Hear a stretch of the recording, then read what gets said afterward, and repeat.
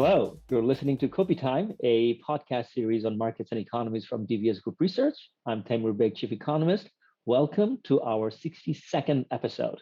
Today, we're going to welcome back to Kopi Time Paul Hiebert, Head of Systemic Risk and Financial Institutions Division at the European Central Bank. While most of his career has been in the ECB, Paul has also worked at the International Monetary Fund and the Government of Canada. Paul Hiebert, welcome back to Kopi Time.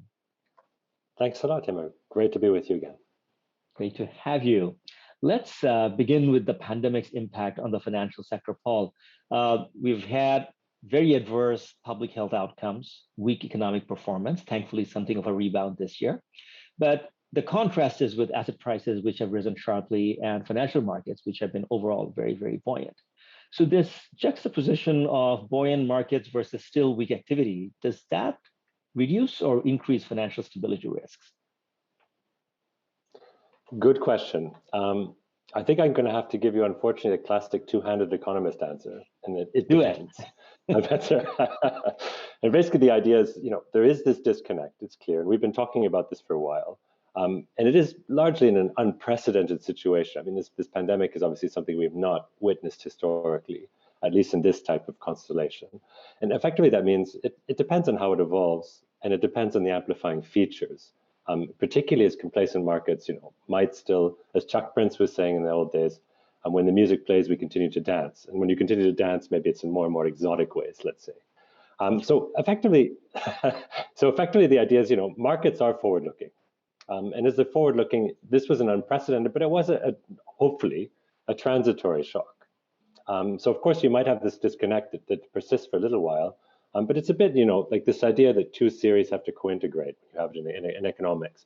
Fundamentals must underpin asset pricing, and there can be these periods where they do disconnect, but they do reconnect. And of course, our concern is, will they reconnect from the upside in terms of, financial markets are right and the economy catches up, or the downside, is it going to be more that, financial markets have to crash down to earth? So for now, I can say, what we're looking at in terms of data, we do see these risks potentially easing. And that's because, at least here in Europe locally, and I think that's true more broadly in the global economy, there is a brightening near-term outlook. The economic data seem to be getting better, and the financial trajectory seems to be one where you see the economics catching up. And that is particular for corporates and banks. Now, of course, we've all become a bit amateur epidemiologists in this pandemic. And with all the needed caveats, I can humbly say, I think it is still tied to this health situation evolving, and there's this need to impose further restrictions depending on the vaccinations, depending on the variants. It still is very important. So all this is a bit tentative as such. I think from the economic standpoint, though, what I can say is near-term risks may be easing. I think for us, the bigger concern, I think it's a concern shared by our peers in the official sector, is that you might still see actually that medium-term risks are rising. So a sort of pivot, if you will, in this term structure of financial stability risk, where near-term risks come down a bit, but you have a bit of a steepening, perhaps, in that financial stability term structure. And that basically, you'd ask about asset prices. I think it comes down to which asset price segment. So financial asset prices certainly have risen, and they're quite high, and there's a concern there that potentially some valuation metrics are stretched. Real estate markets is another. And it could be a bit more damaging, and for different reasons. You have residential real estate, which has been growing rapidly throughout the crisis, and effectively leaves us in a situation where we're a bit scratching our heads as to whether these valuation metrics are sustainable alongside debt dynamics. But also the commercial real estate market, which is obviously facing its own challenges as we move into a new paradigm. So effectively, I hope that comes full circle around to this two-sided answer. There were good reasons to be a bit on the one hand, on the other hand, and in my wonderful world of it depends. Sure, Paul. And you, as you correctly pointed out at the end, that in terms of real estate prices, yes, household balance sheets are probably substantially better than they were leading into the global financial crisis. At least in the US, that is very clear. And although we've had affordability issues come up with the sharp rise in residential property prices, we're still not talking about the kind of fragility we saw on household balance sheets building up leading into the great crisis of 2008, 2009. Would that be an apt description of the households in Europe as well? Because I'm sort of coming at it from the US angle. Yeah, no, I think so. I think that it's a reasonable way to characterize. And let's say, the only thing is one has to account for is effectively interest rates do remain very low. So a lot of the debt contracted to these low interest rates is conditional, predicated on an interest rate rise, which is gradual enough and easy enough to digest, such that it doesn't create debt servicing strains. I think on the other hand, what the other point is important to mention is macroprudential policies. The advent of these policies was post-crisis. And you could think of these in many different ways. I guess the most simple way to think about them, and it's not bad in a stylized way to think of them this way, is they limit the sector, effectively the degree of leverage in these markets. So loan to values, loan to income, debt service to income. These sorts of measures look a lot more sustainable than they did going into the global financial crisis, in a sense, either in the US or in Europe. So that would give us a little bit, I guess, of an element of reassurance that that side of the equation is at least taken care of well. All right, so let's stay with that issue a little longer in terms of rate sensitivity. Can you give us a sense of the various segments of the financial sector and their varying risk sensitivity? Sure. No, and I think what's true to note as we think about this question is there's a lot more debt in the economy post-pandemic, and it's certainly one of the legacies of this pandemic is there was a lot of debt needed to effectively cushion what was essentially a transitory shock, but via debt markets, time profile, effectively moving forward or a backward consumption or investment. I think what's important when you think about this idea of rate sensitivity is we do and often do test banks' rate sensitivity. And we're relatively comforted by the fact that it seems to be going well in the side of the banking sector. Our concern is really more about the non-bank financial intermediaries. So they've been providing a growing role in finance. And this is, things like investment funds, insurance companies, pension funds would be the ones I'm thinking about here. And in a search for yield they've had over recent years with relatively low rates, with a scramble to try and find yield where they can. What we've seen is a clear increase in the duration risk of their debt securities. And this is really at multi-year highs now. So of course that does leave them to further rise in yields, sort of that sensitivity there, or correction in credit markets. So with duration risk, effectively, what we're seeing is that you have insurance companies and pension funds who, they could be better off relative terms because they have the fall in the value of their sort of long-term liabilities with that sector's negative duration gap could insulate them somewhat. But I think it's really when you zero it down, then it's investment funds, which are a big concern for us.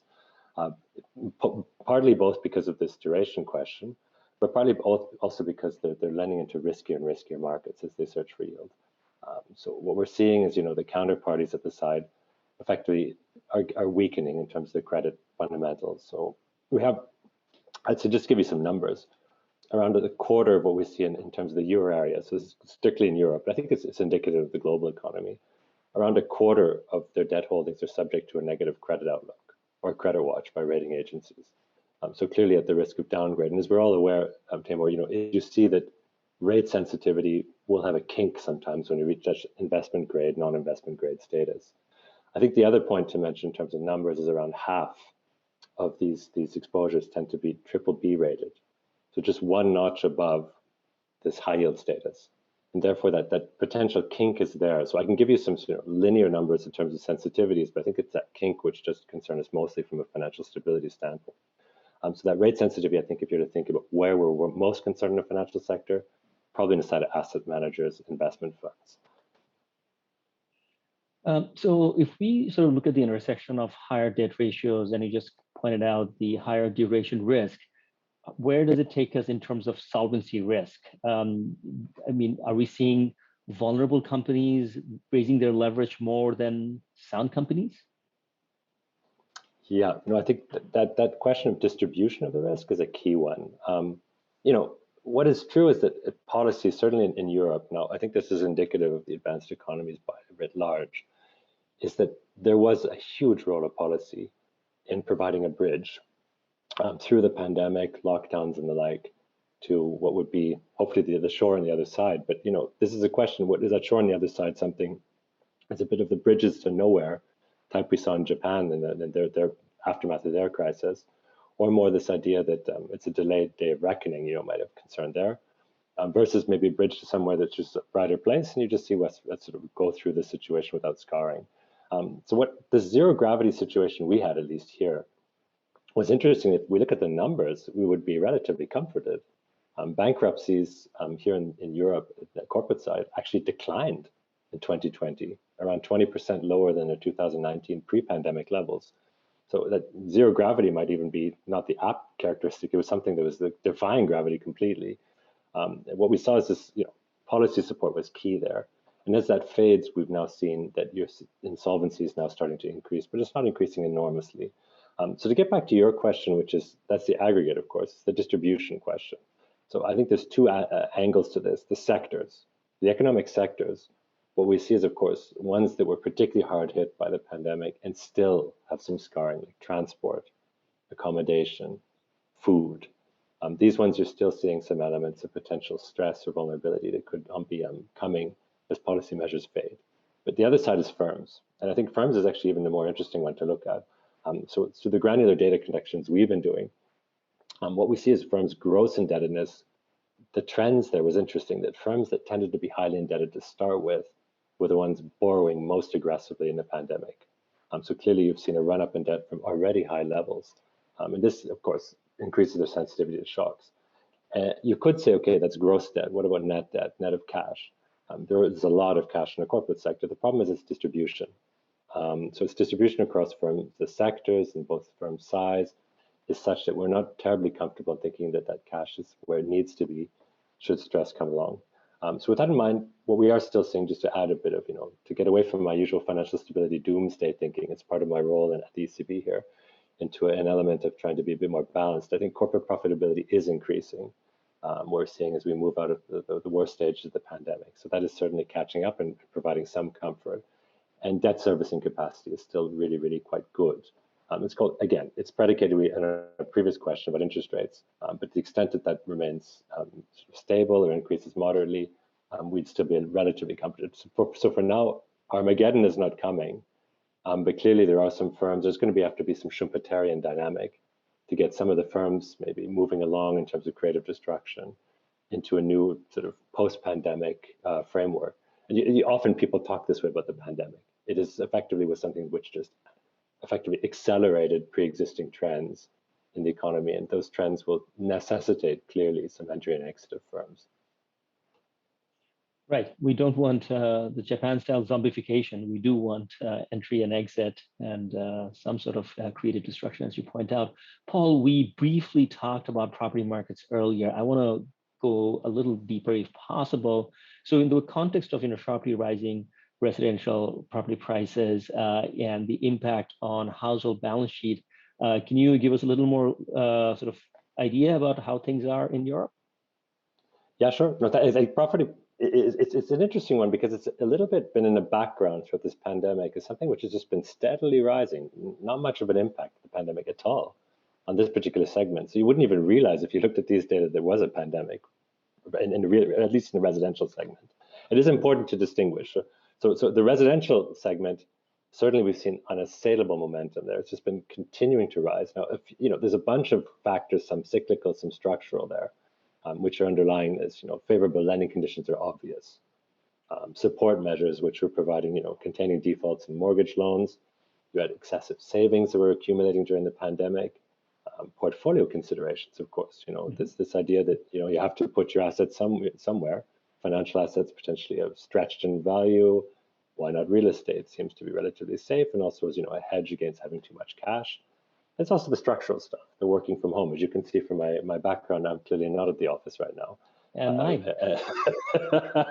This is impacting, continues to impact the demand for real estate. So with all of this in mind, you package this all together, of course. It's this idea that we do see that residential real estate prices ultimately, though, are about at pre-global financial crisis levels in European countries. So it's not that we see value, the prices necessarily at particularly low levels, they're pretty high levels at the moment, and valuation stretch certainly seems to be there, particularly for those economies which are already seeing real estate growth quite rapidly. We're seeing more of that now lapped onto it as we move forward. And indebtedness is importantly higher as real estate, prices rise. Obviously, you have to term out mortgages. You're seeing more mortgages in terms of LTVs, which are potentially rising. The tricky thing, of course, for us is going to be this idea of, is this sustainable or not? It's going to fundamentally, rest upon the same story I was talking about earlier. Do fundamentals catch up with real estate, or does real estate catch up with fundamentals? And the distribution does certainly matter, no?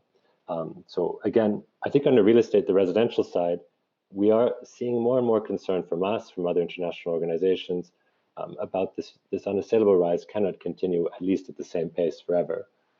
At the same time, commercial real estate is a completely different market. It's been shocking to see just how much they can disconnect. And commercial real estate, of course, when it comes to office, when it comes to retail, has really been suffering. And arguably some big changes are likely coming in that segment as we move forward. And the relative supplies between these two segments, the zoning regulations and the like, will surely dictate how they also re-equilibrate going forward. So one sector to certainly watch. Absolutely, and we're seeing the exact same dynamic play out here in Singapore as well, Paul, the disconnect between the residential and the commercial side. So we normally, when we talk about duration risks on portfolios, we talk about, how the average duration of the bonds in your portfolio or your refinancing needs down the road and so on.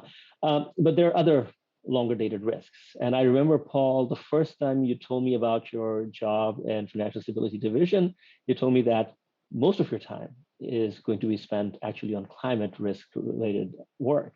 So let's devote the rest of the podcast on that. I see that the ECB has been speaking a lot about climate change, and considering all the other risks that we talk about, how would you put climate risk on par with them?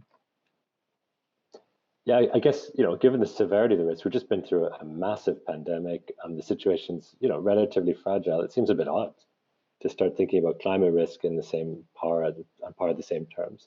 So to be fair, in terms of the time I'm spending on these topics, it's partly a function of where we are in the learning curve. So climate change, we're relatively, on the steep part, still compared to the other topics. So I wouldn't necessarily say the near-term risks would be quite as pronounced for now, but they're growing. And I think, a couple of things worth mentioning on climate risk. In terms of, we might think of these as long dated risks, but I think that would be a little bit short-sighted, if you will, long short, because climate risk actually could be sooner than we think in a couple of ways. So first, on the physical risk side, as you recall, climate risk has its physical risk, transition risk dimension. So on the physical risk side, so climate hazards, wildfires, floods, heat stress, water stress, these climate events, actually this summer here in Europe and in the US as well, you saw the same, and many other places abroad, is that they've been really starting to be a bit more pronounced. We had an intergovernmental panel on climate change report suggesting we are already 1.1 degrees warmer than pre-industrial times. It's locked in, it's baseline. That's no longer risk, that's baseline. And we're 0.4 degrees away from this 1.5 degree Paris-aligned target. And the 2 degree target, I think, would bring us to these tipping point parts, ice sheet melts, you have sort of changes in global currents, the jet stream, whatever you have. All of these things are quite important and potentially amplifying. So that in mind, the salience of physical risks is certainly something that matters to us. I think financially, bringing this all back to the financial sphere, the insurance sector, of course, is the one that's going to be front and center. So you saw floods, unfortunately, very tragic ones here in Northern Europe, and tragic wildfires in Southern Europe this year. And these were big loss events. And insured losses there we're expecting to be in billions ranges for the Euro area insurance sector. But it's not just an insurance sector issue. And I think much of our work we've been seeing is that the banking sector is also exposed and lending into this, and will have to probably adapt its portfolios too, as well as, of course, the asset management sector, as investor mandates start to demand these sorts of things in particular. So that's the physical risk side. The transition risk side, of course, is indeed, I've already been hinting at this. This is transition to net zero, Paris-aligned targets. And that's going to be probably financial repricing, reorientation of financial flows, which will follow from this. And it could be sooner than we think again. This idea there's a proliferation of initiatives in the private sectors, the official sectors. It's going to obviously imply more disclosures. It's going to probably imply intensifying net zero initiatives. And all of this, of course, is going to potentially open up the door to potentially more marked elements and imprints that you see in the financial sector. And this idea that you might have some feedbacks as climate change interacts with financial outcomes, with economic outcomes, and you have this feedback in terms of lending flows, which start to reorient. Again, we talked about Schumpeterian dynamics. Here's a clear case. You could have a lot of firm entry and exit in this space. So it's again, one we're watching. It's slow burning. It's moving along as the pandemic comes and goes and these big shocks, but it's something we're certainly concerned about. Right. I am struck by your phrase that it's probably going to happen sooner than you think. I read this striking headline yesterday, it was in the context of the US, but I think it applies generally, that this past summer was the warmest on recent memory. It will be the coldest summer we have over the next 100 years. So it's it's just going to gradually increase. And I thought that was a very striking way of bringing one's attention to what lies ahead. Paul, last year when you kindly came on this podcast, we had this discussion about work on measuring and modeling climate change impacts for the European Union. I think you said something, I still remember the phrase was, what you want to regulate, you have to measure, or you can only regulate those we can measure. So tell us about the work that you've done on this over the last year. Sure thing. So we had this foundational framework we were doing last year, and we were sort of at the beginnings of it in 2019, 2020. This idea that basically there's four different parts you have to think about this climate risk question. First is, this economic relevance of climate change. It's been increasingly, I think I talked about in a governmental panel and climate change report, it's increasingly showing from climate scientists that there will be important economic impacts. That's clear. And that could impact systemic risk with large shocks. So the second point in the framework, of course, is financial market repricing is likely to become more important as these risks become more salient. We've seen even research suggest this, that we have a salience bias. We have a sort of a bias as investors often, in particular, or people lending in the real economy of thinking about what's immediately in front of us. The pandemic was a clear case of this. We had neglected these high potential loss events given a low probability in the near term, at least from historic norms. So that financial repricing is likely to occur. And I think that the third and fourth parts of our framework is that financial exposures then do matter. You want to map that out and understand where's the first order impacts, and then conduct as a fourth element forward-looking assessments to try and understand how they'll evolve and some potential dynamic amplifiers. So we've been doing a lot of work here in refining the scope for measurement. That is, improving what we know in terms of transition risk or physical risk exposures, and the suitability of modeling for questions related to climate, in particular the horizon. So much of our modeling framework, and I think that's not dissimilar to what you see in the private sector, that in the official sector we have generally a 2 to 5 year horizon for most of what we look at. That's a function of these dynamic stochastic general equilibrium type of thinking that we generally have. There's a steady state. The economy moves around this. We're generally, we are an institution responsible for cyclical policy, and therefore we're trying to engineer policies which help to smooth out cycles. But of course, when you talk about a 30-year, a 50-year horizon, you have to think about a particularly different class of models, and that's the world we're in currently, is trying to bring that through in terms of the modeling, whilst having a better measurement basis to apply this. So if you want, I could share some findings, a bit more detail. Yeah. Okay, let's say that I think if I'm going to drill it down through all of this into basically a couple of straightforward findings. One is risk concentration. I think what our insight we saw from mapping out millions of exposures of thousands of financial institutions to firms was that you saw concentrations which are pretty important. I think the other point was about path dependence. So much of this again is on a long horizon, and that horizon is not independent of some of the measures taken today. Let me talk about each in turn. So risk concentrations. So on that side, we've seen certainly geographic, sectoral, institution level. Let me talk about each. So on the side of regions, the geographic side, is really about physical risk here. And I talked earlier about types of physical risk I'm thinking of. So floods, related to wildfires, related to heat stress, water stress, and importantly, sea level rises might be a bit later dated in the century, but say over the next 20 years or so, what we're seeing is the likelihood, at least here locally in Europe, is that rivers tend to be the main source of flooding risk. And we've seen that manifest itself in recent years. And wildfires in particular, are becoming much more prevalent. So you're seeing this dichotomy between too much water or too little in particular areas, heat stress, water stress as well.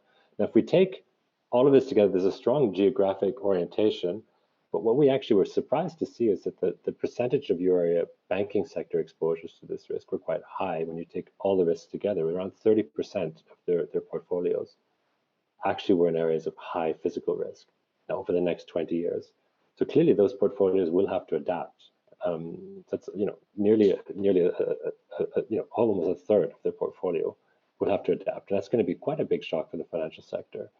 That's on the side of regions. On the side of sectors, so that what we saw on the transition risk side is confirmed a bit our view you have Euro banking sector balance sheets, exposures to highly emitting firms, quite substantial again, around 15% of their collective balance sheets, and mainly in the sectors you'd expect: electricity, transportation, construction, and actually interesting manufacturing when you start to term out the scope of emissions, so downstream emissions intensities, which are generally not reported by firms, but estimated by some third-party data providers.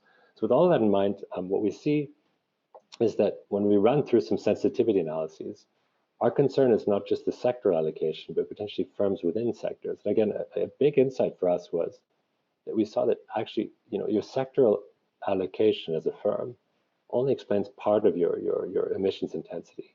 A lot of it actually varies within sectors. And credit rating agencies, as we know, they tend to rate relative to other firms in a given particular cohort. So what we found is around 10% of bank balance sheets could be subject to this credit re-rating risk, as you see firms with emissions intensities, which are quite distant from, say, the sectoral average, be potentially a bit more subject to more credit risk scrutiny, either because of sentiment changes or carbon prices could obviously could change this as we see more and more policy initiatives in this sphere. Now, just to round off on the concentration side, so you have the regional side, you have the sectoral side or within sectors. What we saw interestingly also, and this I think was a big surprise to us, is that these exposures to physical risks, I talked earlier about this 30% of banking sector balance sheets being oriented towards areas of high climate sort of risk, would be actually, it's only relatively few banks which harbor a lot of this risk. So clearly some specific systemic banks could be ones of particular concern. So on a systemic risk concern lens, we might be worried actually about some key nodes being propagators of stress. We have to watch those ones. And on the transition risk side, I think it's really not so much about banks, but what we're seeing is more about the asset management sector, or at least here locally within Europe, over half of investments we saw are tilted towards high emitting firms of these investment funds. And that, if you take this taxonomy of the European Union, it's around 1% of the assets are actually aligned to this taxonomy. So 99% of the legwork lies ahead. So all of that told, risk concentrations are big. They're either big at the level of regions, they're big at the level of sectors, they're big at the level of firms, financial and non-financial. Now, just to quickly round out on the path dependent side, of course, much of this is path dependent. So what I've told you so far is very static. So what we're trying to do is model the horizon a bit longer. So we've moved to a 30-year horizon instead of a 2 to 5 year horizon.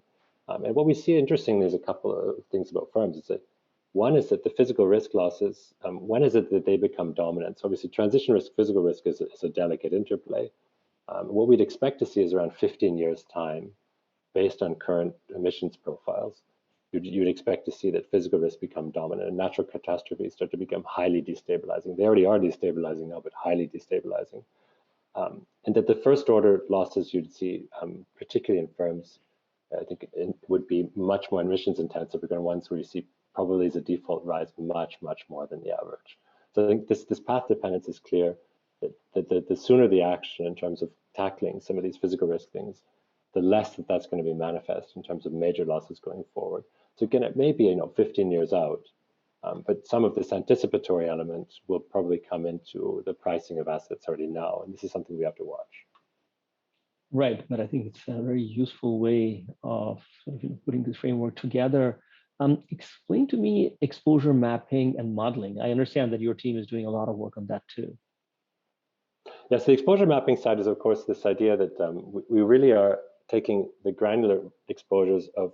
It's interesting to say that you have effectively climatological risk hazards. So our big, I think, innovation this round of work has been trying to actually take physical climate risk, climate hazards, map them back to economic impacts, then to finance. And that's something which we hadn't really seen out in the literature that much so far, as economics already has enough problems with real and financial interactions without layering into climate on top of this. So let's say with this in mind, what we've tried to do is at least try to say, climate hazards could impact productive assets. What assets actually sit on a particular 100-meter squared plot versus another, and how could those assets be at risk? So if you have rising sea levels, rising rivers are going to affect within a particular geographically contained area, floods, landslides could add to this and the like. Wildfires, on the other hand, could spread quite a bit and create some scope for potential distribution or dissemination, which is larger. But by and large, what you want to know is, do I have there a firm which is productive, or do I have just a sort of holiday home, or do I just have plain fields or forests? Now, the idea is, of course, if you have a productive firm, the economic impacts could be much higher. Then you have to ask yourself, is a productive firm part of a global company? Does it have value chain implications and the like? So this is what basically the next step we were at. So once we had this economic susceptibility to climate change, we could then measure the financial exposures to these risks. And what we have, of course, being in a central bank supervisor here, our access to banking data is much better than anything else. So we were able to really map this through credit registers, through really, really granular detail.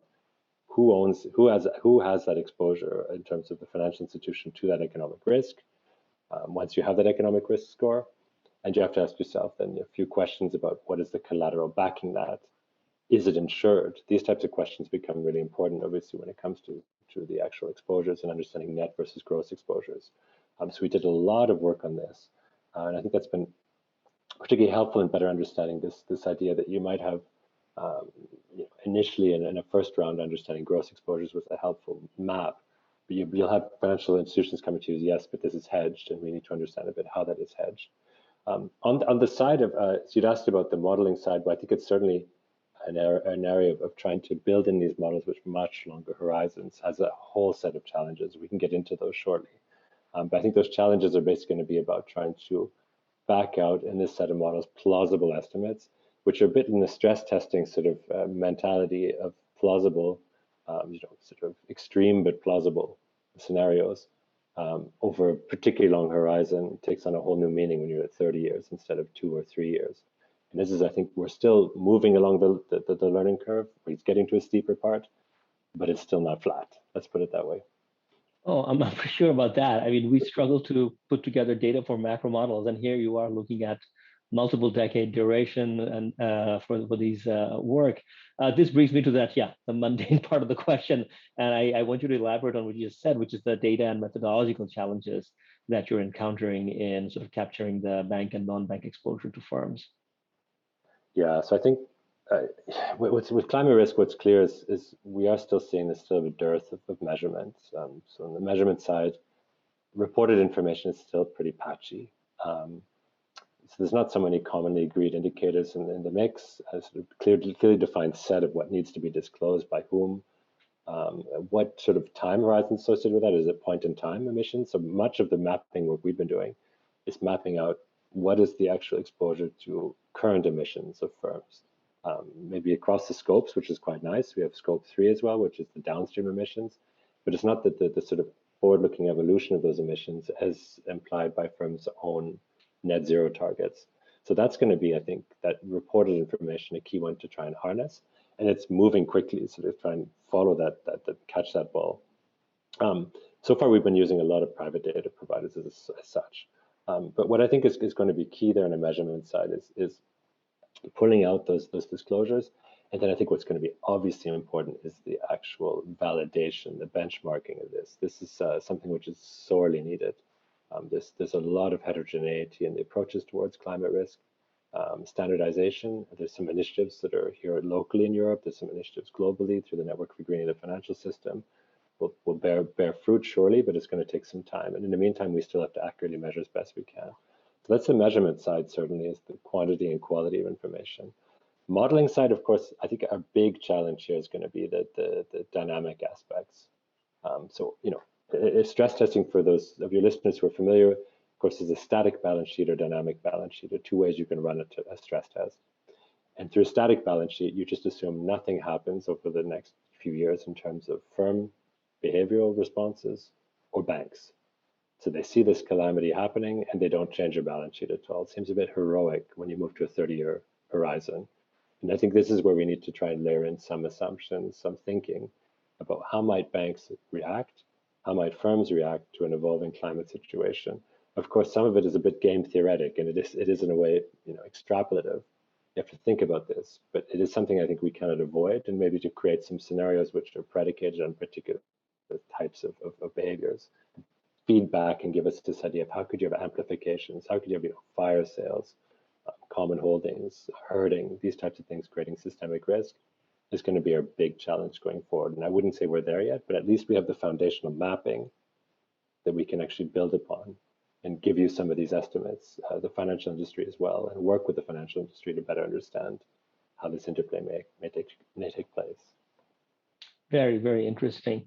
Now, Paul, we talked about banks and we've also talked about non-banks, but of course, neither the banking system nor the non-bank financial system stand in a vacuum. They interact across each other on a daily basis. So what I wanted to ask you was, what sort of risk mitigating or risk amplifying potential is there for interactions across financial institutions? Yeah, so I think it's clear that the financial system as a whole has to be analyzed if you want the macro perspective. And I think it's this fallacy of composition question. If you just looked at individual banks or individual asset managers and you say we can operate in a vacuum, you're right, this is not going to occur. The likelihood is very high that everyone will be adjusting at the same time, particularly if physical risks become more salient or transition risks become more urgent because of policy measures, technological changes, sentiment shifts. Could really bring this forward and we all try and sell collectively to no buyer at that stage, put it that way, or try and scramble for assets which are unavailable. So that's obvious. I think what is key though for us, which is interesting to note in the specifically climate physical risk side, is this idea of uninsured losses. That's I think a big one for us at the moment, this idea of protection gaps. So when you think about Carney's speech to Lloyd's of London back in 2016, I think it was quite the seminal speech at the time. He was talking about this idea of protection gaps and stranding. And this is clear. So, you have a lot of financial market exposures are backed by physical collateral.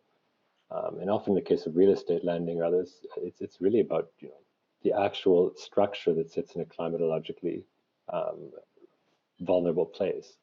Or you have insurability backing this. And those two things, I think at the collateral side, we've talked about a bit, that you could have collateral compromised by a climate event exactly when the lender is in trouble. And this sort of this wrong way risk can, I think, create a lot of amplification. But in terms of cross-sectoral point you're making is about insurability. So, and I think one of the findings we had was pretty sobering, is that only 1/3 of climate-related economic losses in the Euro area, so here in a developed market, seem to be insured. So around 2/3 of the losses for climate-related events could be actually not protected by insurance. Now, clearly, you think about insurance as diversification is a big thing. Is it across geographies and the like? No, but I think if you see climate-related shocks as becoming a bit more prevalent in a correlated way, you could imagine insurance claims might increase in a way which is less manageable. And I think for the insurance sector, the big challenge, and they're coping with, they're grappling with it. They've been dealing with this for longer than any of us. Is the idea that past event losses might not predicate, be a good guide for the future. That randomness or correlations of events might not be still there. So this idea of diversification, a systematic versus systemic type of risk, you have to really think about as different. And this idea that you could have this a changing insurance supply dynamic in terms of the premiums that are being demanded, or the actual availability of insurance, really start to be contracting at a time of growing demand as climate change related insurance is sought. So I think what we're worried about is this reinsurance model of pooling risks through diversification might need to be revisited somewhat. Now, that's on the side of insurance. You talked about cross sectors. Of course, it's insurance and banks is an obvious one. The one which I think is probably quite interesting to watch, maybe even more interesting to watch, is about financial markets. So they could be a key. Financial markets are pretty ingenious when they want to be looking at potential solutions to pending problems. And in mitigating climate risks, of course, you would hope that they are also coming with solutions, and it seems slowly they are. Now, of course, you don't want it to be a hot potato problem, literally where you have the hot potato of climate change, global warming, starting to create fire sales. But if it's done in a smooth enough way where we have enough innovation occurring along the way, it could be interesting. That could be through both market-based mechanisms. So I was talking earlier about portfolio rebalancing, asset repricing, but also financial instruments. And we're seeing innovation in this sphere. So derivatives in particular. So we've seen a lot of growth in green markets. ESG funds is an obvious one. Assets under management are triple what they were since, let's say, six years ago or so. Green bonds is about 8-fold larger in Europe. Catastrophe bonds is almost doubled. emissions-related derivatives around sevenfold, but those latter two components, cat bonds and emissions-related derivatives, are still pretty small. The cat bond sector, I think, is around, we estimate in 2020, around 14 billion US dollars. So it's certainly much, much lower than the trillions you tend to think about in the financial system. But that said, I think as those elements grow, that might just help us, scaling up those existing markets. Some of them in the US you've had, of course, through weather's futures and options or weather derivatives. We have also in the US. You have also some other sort of Latin American markets or South Africa. Those could be scaled up and potentially help with this question of creating some scope for virtuous feedbacks across sectors rather than sort of value destroying ones. Just to lastly, I have talked a lot about, of course, the climate element of climate hazards. There's, of course, the derivatives markets, and emissions-related derivatives markets are also developing quite rapidly, as you expect to see, some emissions trading schemes growing in sort of relevance or importance. And also there you have blue bonds to protect marine areas, sustainability-linked bonds to incentivize sustainable investments are all in place. I think all of this occurring has been quite a helpful and healthy development. Our big concern would be it's developing relatively Wild West style at the moment. Limited standardization, limited sort of accreditation of some of these elements, and that's going to be a big challenge. Yeah, and also in terms of taxonomy being diffused, so many countries and organizations have their taxonomy. The ratings on ESG are not correlated, whereas non-ESG bonds seem to be fairly correlated across ratings agencies. So we're still learning, and we would hope that multilaterals like you would be a good guiding force in sort of convergence of standards and reporting lines. So since you brought up green finance, Paul, of course, for green transition, we need a lot of green finance in the coming years and decades. But there's also the big question of greenwashing. So give us the ECB perspective on the dealing with greenwashing. Yeah, it's a very real problem. So you rightly pointed out on ESGs that the correlation across ESG providers is at best weak. And I think more concerning perhaps even is a BIS study and research we saw last year, which suggests that green bond issuance is not even associated with any reduction in carbon intensity over time. So it's not even effective in its climatological aim. And in fact, one of the interesting things they noted in the utilities sector, green bond issuers actually have on average achieved smaller reductions in carbon intensity than their peers, which is even counterintuitive in a sense. No? So I think with that, obviously, we have to be mindful of the fact that you need A, better disclosures, B, better standards applied to those disclosures, including external verifiers where possible, and 3 is going to be C, about this idea of portfolio aggregation, taxonomies, as you point out. And what we've seen in terms of some research has come out suggesting that external verifiers with green bonds actually signal this stronger commitment towards climate-friendly investment, and that results in lower intensity. So it can be actually quite effective. So what we're seeing is a lot of a proliferation of initiatives here. So the Network for Greening the Financial Systems, you rightly pointed out, the official sector could be hopefully a beacon or a source of potential initiatives here. They are a network for greening the financial systems. It's a big, big collective. I think it's over 80 central banks and supervisors now around the world. It's one of the biggest. They're now will have a data gaps work stream dedicated to these questions. And they've come out with some principles. They published some work recently.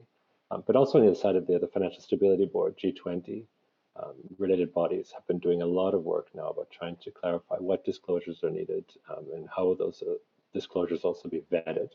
And that'll be key. In the meantime, I think we have to accept that there's going to be some degree of difficulty in interpreting the quality of these disclosures and add necessary caveats. But if I think as we all know this expression, sunlight is the best disinfectant, a lot more transparency is going to help here. And interestingly, I think just to note here that I really liked a paper from the American Economic Review back in, I think it's 1984. And Martin Hellwig, a great German economist, gave this at a speech once. I quite appreciated it. The orange markets, in Florida.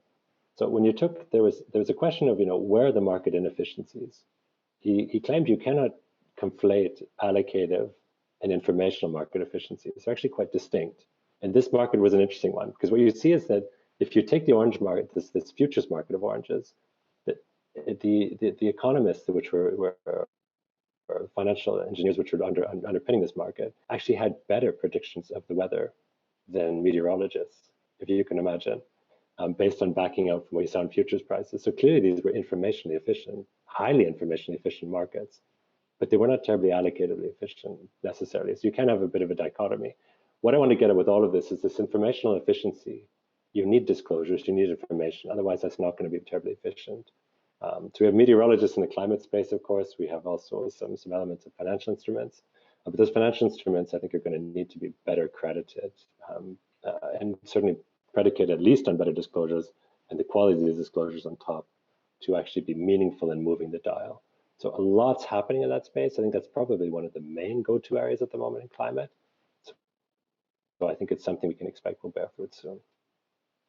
Gosh, so much to do, such a live area. So Paul, you really have your work cut out. I wish you and your colleagues the best of luck. And I want to touch base with you a year from now and hold you to all the things that you're saying you're working on to see how much progress you have made.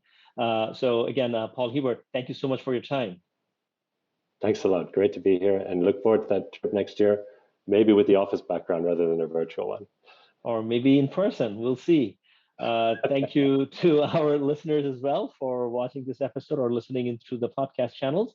Kopi Time was produced by Martin Taki. Daisy Sharma and Violet Lee provided additional assistance. It is for information only and does not represent any trade recommendations. All 62 episodes of Kopi Time are available on YouTube, as well as on all major podcast platforms, including Apple, Google, and Spotify. As for our research publications, webinars, and live streams, you can find them all by Googling DBS Research Library. Have a great day.